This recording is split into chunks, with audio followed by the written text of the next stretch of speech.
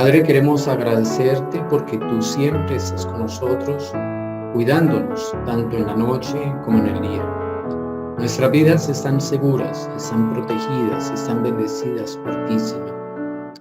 Y aunque el maligno ataque contra nosotros, tú nos defiendes, tú estás de nuestra parte. Te agradecemos porque tú gobiernas nuestras vidas y nosotros somos el reino tuyo. Te pertenecemos a ti, somos tus súbditos, te amamos, te respetamos y te veneramos como nuestro Dios, nuestro Señor. Te damos gracias por la oportunidad que tú nos das de estudiar este tema. Te damos gracias porque tu presencia es sobre nuestras vidas. Y te damos gracias porque eres de bendición continua para nosotros y nuestras familias. En el nombre de Jesús nos disponemos para ti. Amén. Vamos entonces a hablar un tema muy interesante y tiene que ver con los reinos y el reino.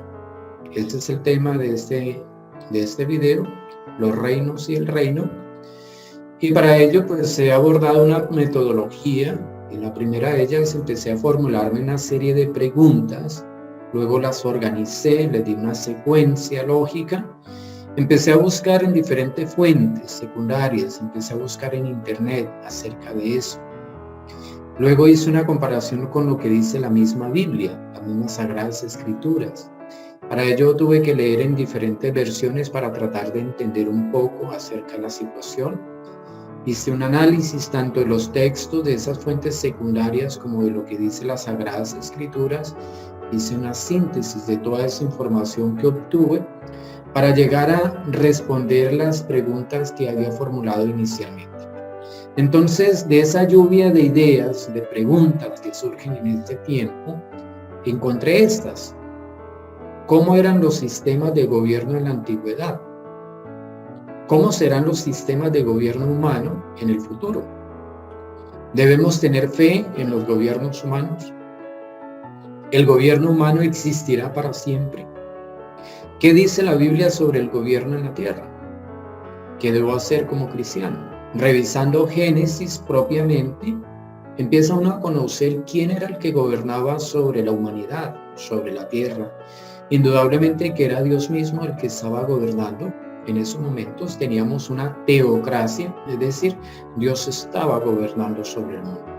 Y a través de quién gobernaba o ejercía ese liderazgo, ese poder, Dios mismo. Tenía sus representantes en la tierra. Entonces encontramos en el Antiguo Testamento cómo existían los profetas, entre ellos Samuel, quienes eran mensajeros de Dios para con el hombre, el que traía los mensajes divinos para la humanidad. Pero también encontramos jueces que lideraban los pueblos y tomaban decisiones sobre las localidades, sobre los pueblos que se agrupaban. Entre esos jueces, pues es de renombre Sansón mismo, que le conocemos a él en las historias bíblicas. Y por el otro lado, tenemos los sacerdotes, ¿no? Dios constituyó esta casta sacerdotal para que el hombre pudiera hablarle a Dios, y entre ellos tenemos un representante muy importante del pueblo israelita, que fue Aarón, el hermano Moisés. Esto fue en un principio, eso fue lo que Dios estableció. Sin embargo, en ese periodo, posteriormente a ese periodo del gobierno de Dios, el pueblo israelita empezó a ver que las naciones que eran sus vecinos, ellos tenían reyes. Ya esas naciones paganas tenían sus propios reyes, no dependían de Dios directamente, dependían de un gobierno humano. Y ese gobierno humano en su primera instancia se presentó como las monarquías, es decir, los reyes. Por eso los israelitas, ante esta situación, ver a sus vecinos que tenían sus reyes y ellos no tenían rey, sino que tenían profetas, jueces y sacerdotes, quisieron y pidieron un rey para que los gobernara. Esto obviamente no le agradó a Dios, porque estaban desechándole a él como gobernante y querían más bien un gobernante humano. Y si ustedes leen la historia, se darán cuenta que Saúl fue el primer rey que hubo en el pueblo israelita, un rey que fue escogido por el pueblo mismo. Dios lo permitió, sin embargo el pueblo sufrió a manos de este monarca que en cierta forma ejercen lo que es la tiranía. Vienen los reyes en primera instancia, luego surgen los emperadores, aquellos que empiezan a conquistar naciones vecinas, amplían sus territorios de conquista y se convierten en todos los emperadores. Entonces conoce uno el imperio persa, el imperio griego, el imperio romano. Todos estos son imperios que subyugaban a las naciones que tenían dentro de sus límites.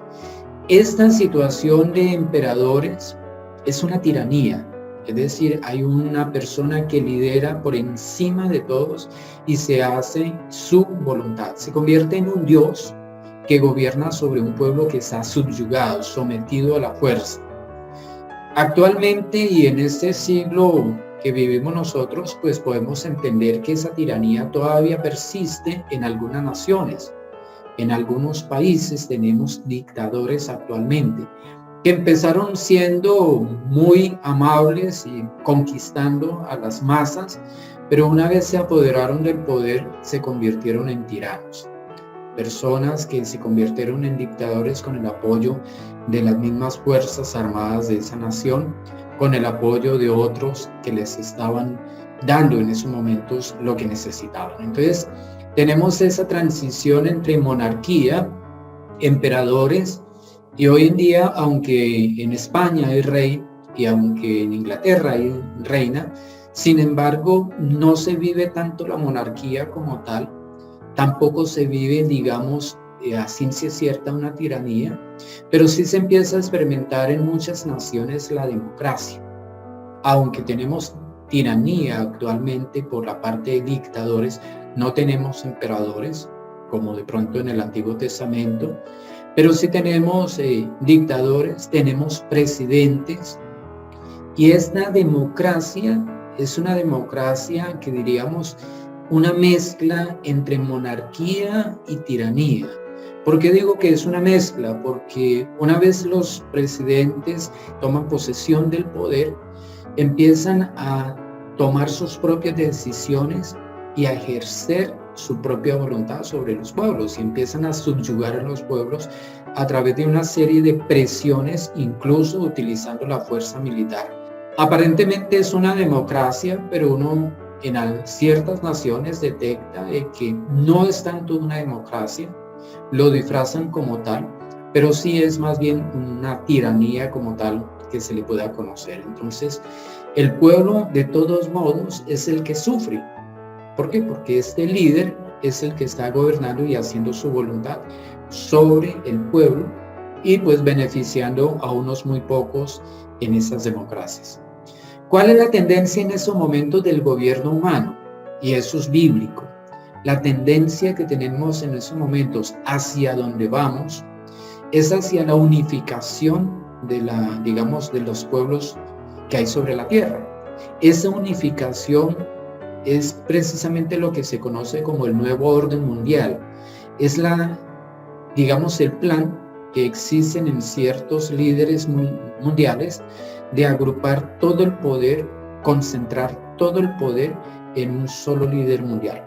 Eso lo conocemos porque bíblicamente está profetizado que llegará el día en que haya un líder mundial que gobierne sobre todas las naciones, y ese lo identificamos nosotros plenamente como el anticristo. Un líder que va a tener su carisma, va a gobernar sobre la tierra, le va a ofrecer inicialmente a la gente lo que pide: paz, seguridad, abundancia, prosperidad, etcétera, etcétera. Pero sabemos que se convertirá en un tirano posteriormente. Eso es lo que hay en esos momentos, el gobierno humano de la actualidad. Una democracia que está compuesta en ciertos rasgos por tiranía, por monarquía, y el pueblo está siendo subyugado por eso. Este panorama actual ha generado en los cristianos que no tienen la suficiente madurez, ni tienen visión de futuro, ni conocimiento de los acontecimientos proféticos, ha generado cierto temor, cierta angustia, cierta preocupación. Por ello vamos a revisar qué es lo que nos depara a nosotros próximamente, qué es lo que estamos esperando. Una vez se manifieste ese anticristo y sea vencido por Jesucristo mismo, empezará el gobierno de Cristo. El gobierno de Cristo será un gobierno donde Cristo mismo baje aquí a la tierra y durante 1000 años Él va a estar gobernando sobre la tierra. Es decir, esa teocracia que empezó en el Génesis, ahorita en el Apocalipsis y después de la manifestación del anticristo, volverá a esa teocracia. Cristo descenderá a la tierra para gobernar todas las naciones. Ahora, no lo va a hacer solo. Ese gobierno lo va a ejercer a través de reyes y sacerdotes. El asunto es que nosotros, como cristianos, como aquellos que hemos depositado nuestra fe en Cristo Jesús y tenemos la salvación, podremos optar a ser reyes o sacerdotes de Cristo aquí sobre la tierra. El asunto es quién de nosotros será rey, quién de nosotros será sacerdote para servirle al Rey de Reyes sobre la tierra. En este periodo de 1000 años que nos espera próximamente, porque pues la venida del Señor realmente está muy cerca, en ese periodo Satanás va a estar atado. Son 1000 años en los cuales él va a estar atado, dando la oportunidad a que ningún ser humano le eche la culpa a Satanás de su propia naturaleza pecaminosa. Vamos entonces a mirar cómo en Apocalipsis 20 habla sobre esto, del periodo en el cual la iglesia va a estar gobernando sobre la tierra. Aquí lo tengo en la Biblia, tengo 2 traducciones, la en lenguaje actual, la Nueva Biblia Viva. Voy a leer estos 6 versículos en la Nueva Biblia Viva. Entonces vi que un ángel descendió del cielo con la llave del abismo y una gran cadena en la mano, y prendió al dragón, la serpiente antigua, conocida también con el nombre de diablo Satanás, y lo encadenó durante 1000 años. Lo arrojó al abismo, donde lo encerró bajo llave para que no engañara más a las naciones hasta que transcurrieran 1000 años. Después de ese periodo volverá a estar libre un tiempo breve. Aquí entonces estamos haciendo énfasis que Satanás no va a estar en la tierra para engañar a la raza humana. En el versículo 4 dice: entonces vi que los que habían recibido la facultad de juzgar se sentaron en tronos, y vi a las almas de los que habían muerto decapitados por dar testimonio de Jesús y por proclamar la palabra de Dios. Ellos no habían adorado a la bestia, ni habían aceptado que los marcaran en la frente o en la mano. Vi que resucitaban y reinaban con Cristo 1000 años. Miren, aquí hay una resurrección, la primera resurrección, y algunos que van a reinar con Cristo 1000 años. Esta es la primera resurrección. Los demás muertos no resucitarán hasta que los 1000 años hayan transcurrido. Dichosos, y aquí es donde quiero que preste atención, dichosos y santos los que tienen parte en la primera resurrección. Es decir, si tú tienes la salvación, eres el que haces parte de la primera resurrección. La segunda muerte no podrá hacerles daño.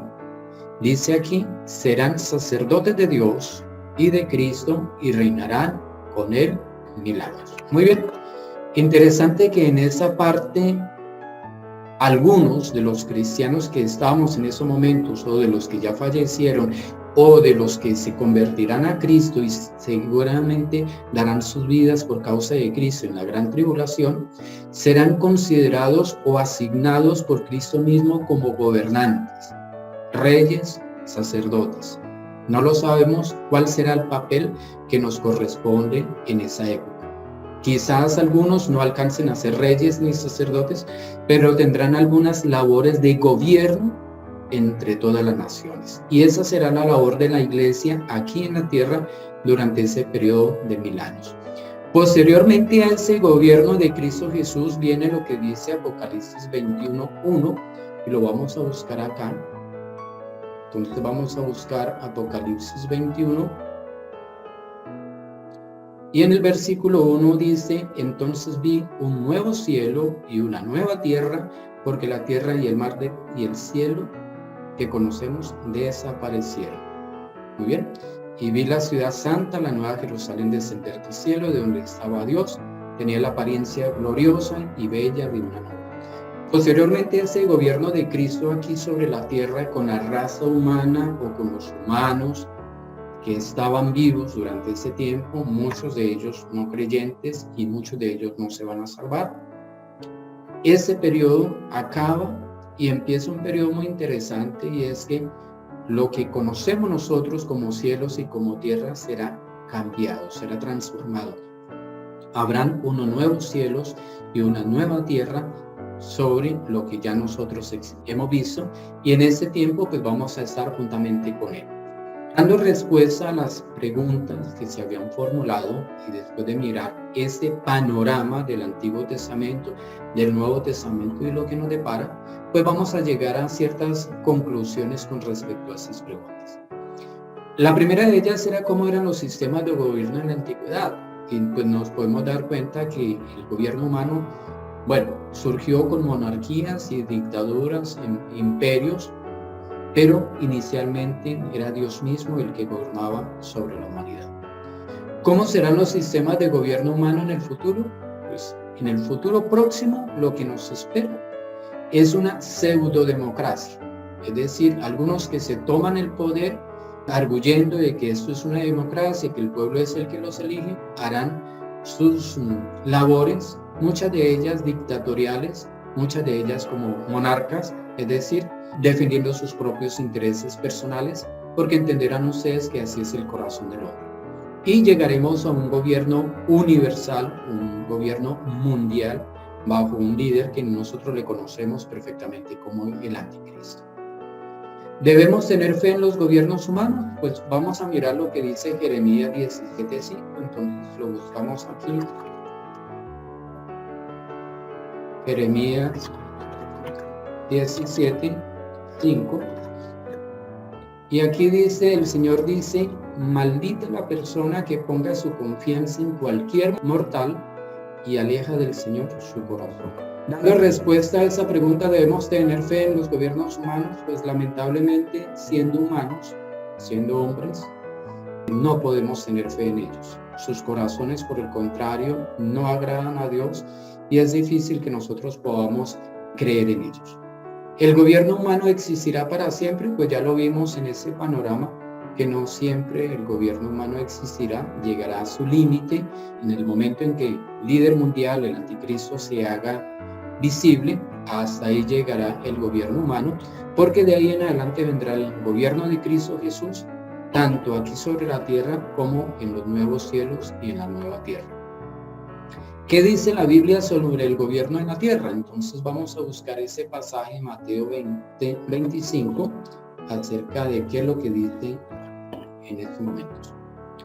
Pero Jesús los llamó y le dijo: en las naciones paganas, los reyes, los tiranos o cualquier funcionario está por encima de sus súbditos.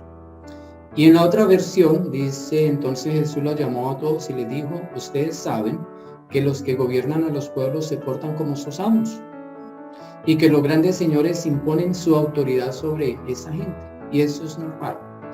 Ese es el corazón del gobernante, ese es el corazón de los reyes que tenemos, de los presidentes, de los gobernantes, llámense gobernadores, alcaldes, concejales, todos ellos tienen un interés particular. Eso es bíblico, eso está dado por mismo Jesús, quien hablaba un poquito sobre política en este Mateo 20.